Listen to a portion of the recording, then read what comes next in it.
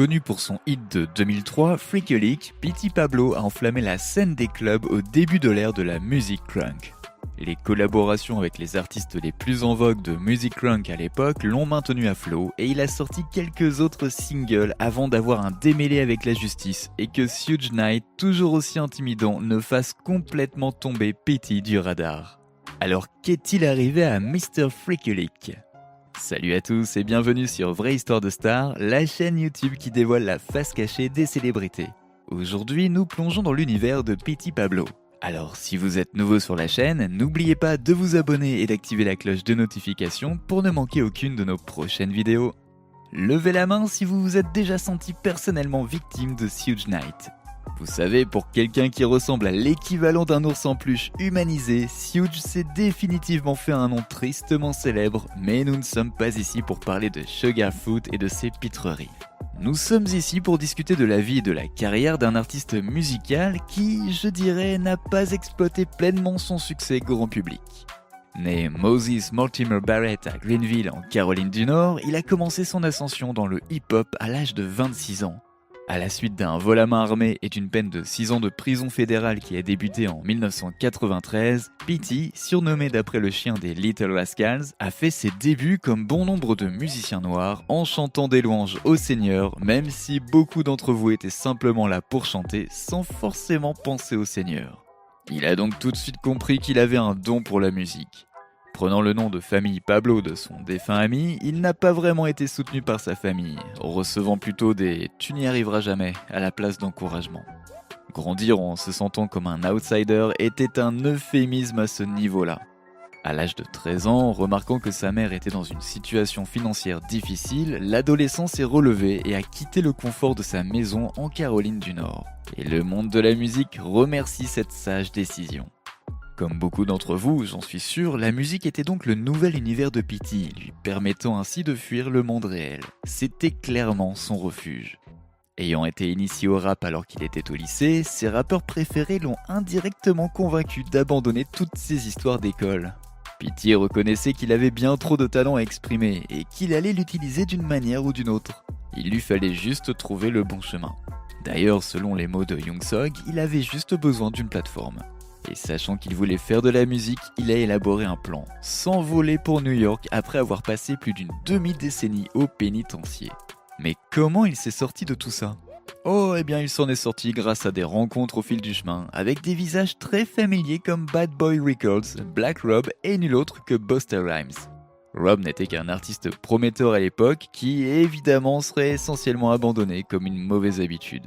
Et oui, la majorité des artistes du label Bad Boy Records de Diddy étaient autrefois signés, utilisés et mis de côté. Rob, Petey et le gang étaient tous en bons termes à ce stade. Les fêtes et les sorties en club étaient monnaie courante pour l'équipe, et un soir, alors qu'ils se promenaient dans un club, Rob et Nem étaient allés aux toilettes pendant que Petey était occupé à autre chose. Finalement, Petey a retrouvé Rob dans la salle de bain, et c'est là que Rob a convaincu Petey de rapper quelques couplets, ce que Petey a évidemment fait. Un homme entre ensuite dans la salle de bain pendant que Petey crache ses couplets, et cet homme n'était autre que Dave Lighty de Jive Records à l'époque. Il a tellement été époustouflé par le talent de Petey qu'il lui a offert un contrat sur le champ.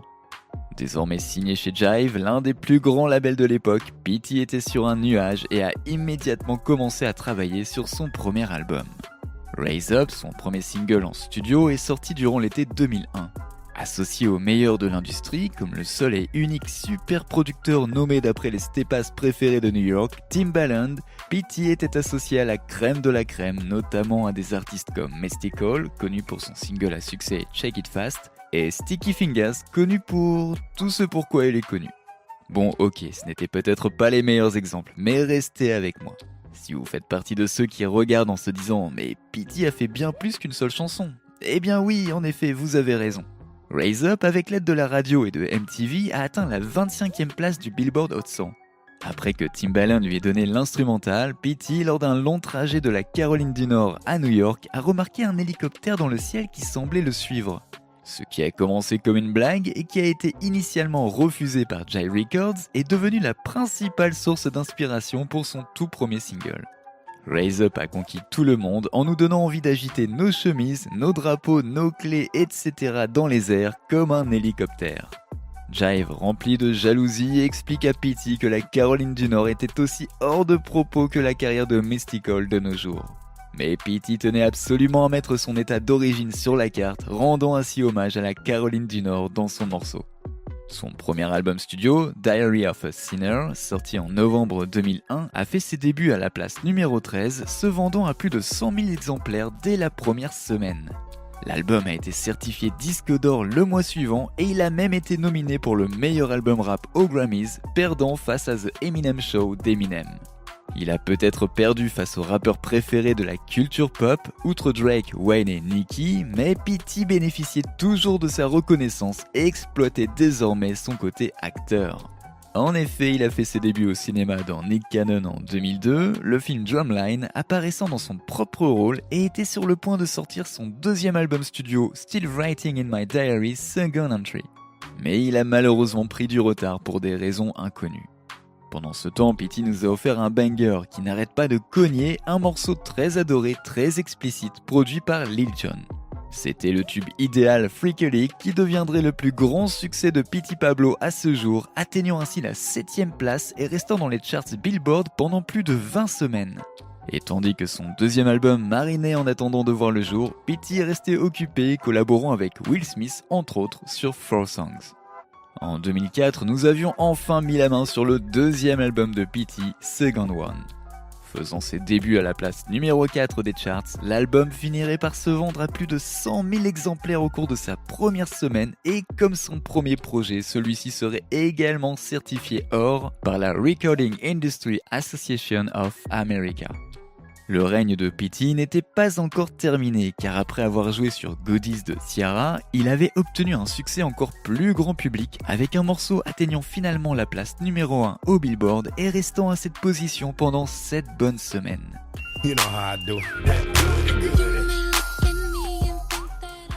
Au fil des années, Petey a progressivement fait en sorte de continuer à surfer sur la vague du succès, prêtant ainsi sa musique au film de la saga Pimp de Terrence Howard, Hustle and Flow. Peu de temps après, Petey semblait avoir pris du recul par rapport à la musique, non pas parce que la musique ne se vendait pas, mais parce que des problèmes se préparaient à la maison. Sa mère avait reçu un diagnostic de maladie grave qui nécessitait des soins médicaux et Petey s'est assuré d'être à ses côtés à chaque étape du processus. À ce stade, Jive prenait la poussière et Petey décide donc de créer son propre label de musique, Carolina Music Group, en publiant quelques mixtapes. C'est là que l'imposant Sugar Future Huge est entré dans la vie de Petey et il va sans dire que personne n'était là pour ça. Timbaland avait lui-même quelque chose à dire après avoir remarqué un peu trop de morceaux de sucre qui traînaient autour de Petey. Lorsque 2010 arrive, Petey avait déposé son bilan, non pas une fois, mais 2 fois. Les 2 fois, il a été licencié pour non-paiement de son plan de remboursement aux créanciers. Et tandis qu'il se rendait au MTV Video Music Awards de cette année-là, avant d'avoir la chance de se présenter à l'événement, il a été arrêté sur le champ à l'aéroport pour possession d'un Glock dans son bagage à main qui se révélera être la même arme volée lors d'un vol à main armé en 2005. Le juge ne lui a montré aucune pitié et l'a condamné à près de 3 ans de prison. Mais le fait d'être enfermé ne l'a pas arraché à sa passion. Pendant que le reste des détenus participaient à des compétitions de karaoké quelque part dans la cour, Petey le faisait pour de vrai en sortant 2 mixtapes from the pin. Une fois qu'il a passé l'autre côté du portail de la prison, il était de retour, prêt à retravailler dans le milieu musical avec Timbaland qui était là pour l'aider. Mais pas même un mois plus tard, la tragédie a frappé lorsque sa mère est décédée en succombant à sa maladie. Avec l'aide de Timbaland, Petey a enregistré le morceau Never Imagined en l'honneur de sa défunte mère. Bien que Pablo vivait quelque part à l'écart des grands portails musicaux, le passé est revenu le mordre de manière inattendue et pas comme on pourrait le penser. Nul autre que le Maine lui-même, Terrence Howard, a contacté Petey, lui a demandé son adresse et lui a envoyé $200. L'anecdote remonte à 2005 lorsque Terrence avait invité Petey à la première de Hustle and Flow. Lors de l'événement, Terrence avait malheureusement perdu son portefeuille et Petey lui a tout de suite prêté $200 sans réfléchir. Et une décennie plus tard, Terrence non seulement rendait le prêt, mais offrait en plus à Petey quelque chose d'encore plus gros. Terrence a demandé à Petey de composer quelques chansons pour son show à succès Empire et lui a également demandé d'apparaître en star invité dans quelques épisodes. Petey est reparti en gagnant plus de 15 000 $ et en obtenant au passage une bonne publicité. Mais un troisième dossier de faillite le rongeait car il devait plus de 200 000 $ aux créanciers alors que son revenu de 7 000 $ par mois n'était pas suffisant. Mais voilà qu'une fille renaîtrait des cendres de l'enfer en nous donnant coup sur coup des succès à la radio. Et si vous avez immédiatement pensé à Ice Spice, alors je suis désolé de vous informer que nous parlons en réalité de Saweetie. Et elle a fait ce qu'elle fait de mieux, nous offrir des samples mal mixés sur lesquels jouer avec le grand succès My Type en 2019.